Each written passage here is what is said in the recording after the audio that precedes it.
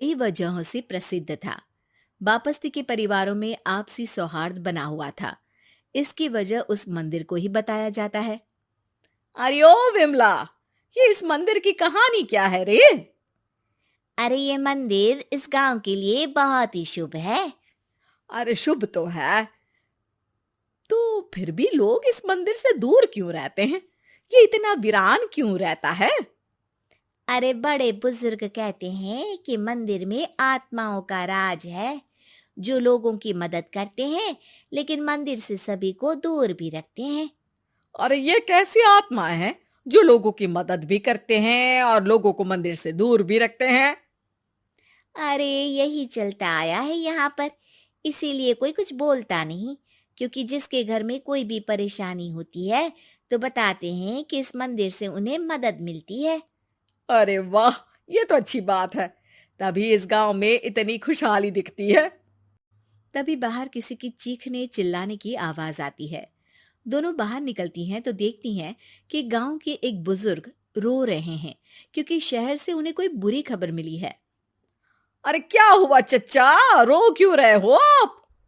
हाँ चाचा, बताओ ना, हुआ क्या? अरे क्या बताऊं बेटे, मेरा बेटा शहर गया हुआ था कमाने, लेकिन आज खबर मिली है कि उसका एक्सीडेंट हो गया। वो अस्पताल में भर्ती है। अरे तो इसमें परेशान होने की क्या बात है चाचा, जाओ शहर और बेटे का इलाज करवाओ। हाँ चाचा, विमला सही कह रही है। आप शहर जाओ और इलाज करवाओ। अरे कैसे इलाज करवाऊं, अभी पैसे नहीं है और शहर के अस्पतालों में इलाज का खर्चा लाखों में आता है। अरे चाचा, भगवान पर भरोसा रखो, कहीं ना कहीं से मदद जरूर मिल जाएगी। बस आज का दिन कैसे भी काट लो। अरे अब तो बेटा थोड़ा समय काटना भी मुश्किल होता जा रहा है। देख कमला, तू ही समझा चाचा को। अरे पैसों का कहीं ना कहीं से इंतजाम तो जरूर हो जाएगा। अरे चच्चा, जब विमला कह रही है तो थोड़ा उस पर भी भरोसा रखो। चलो आपको घर छोड़कर आ जाती हूँ। उसके बाद कमला उन बुजुर्ग को लेकर चली जाती है और विमला मंदिर की ओर चली जाती है। विमला मंदिर की सीढ़ियों पर चढ़ते हुए दूर से नजर आती है। उसके बाद वो आंखों से ओझल हो जाती है। उसी रात उस बुजुर्ग के घर के बाहर एक थैला रखा हुआ मिला। बुजुर्ग उस थैले को देखते ही चौंक पड़ा, क्योंकि उसमें 5 लाख रुपए रखे हुए थे।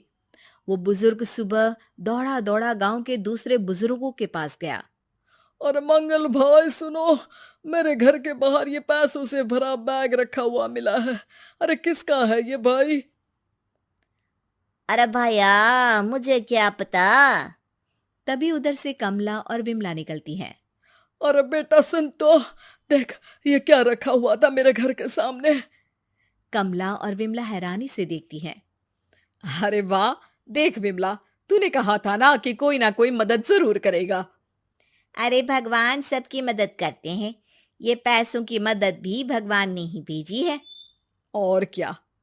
अब चच्चा सोच क्या रहे हो, शहर जाओ और बेटे का इलाज करवाओ। ठीक है बेटियों, जो तुम कहो। चलो निकलता हूँ शहर बेटे का इलाज करवाने के लिए। अरे विमला, एक बात तो बता, ये इन्हें मिले तो कैसे मिले पैसे? अरे मैं ना कहती थी कि ये मंदिर सबकी मुसीबतों में मदद भेजता है। अरे वाकई बड़ी पुण्य आत्मा है मंदिर में। सो तो है, लेकिन उनके बारे में लोगों को कम ही पता है। अच्छा, और तुम्हें क्या पता है? अ, जितना पता था वो तो बता दिया। ना रे ना, मैं नहीं मानती। तू कुछ तो छिपा रही है। अरे कुछ ना छिपा रही, जो पता था वो बता दिया। मंदिर से लोगों को मदद मिलती है, बस इतना ही पता है। ठीक है बाबा, अब नहीं पूछूंगी। इसके बाद उसी रात कमला चुपचाप अपने कमरे से निकलती है और मंदिर की ओर चल पड़ती है। कमला धीरे धीरे मंदिर के दरवाजे पर पहुंचती है। अंदर से हल्की हल्की रोशनी आ रही थी। इसके बाद जो वो देखती है वो हैरान रह जाती है। कमला इसके बाद तेजी से वापस लौट आती है। दूसरे दिन सुबह सुबह। अरे विमला, तू तो छिपी रुस्तम निकली। है? ऐसा क्या छिपा लिया मैंने? अरे तूने तो भनक ही नहीं लगने दी और चाचा की मदद भी कर दी। हैं? ये क्या कह रही हो? ऐसा कैसे कह सकती हो तुम? मैंने कोई मदद वदद नहीं की। अरे सब पता है मुझे, कल रात मैं गई थी मंदिर। तो क्या देखा? अरे तुम्हारा पति और कुछ लोग वहां दिखे। बोरियों में नोट भरे हुए थे और सभी नोट गिनने में लगे हुए थे। तो तुम्हें क्या लगा? वो क्या कर रहे थे?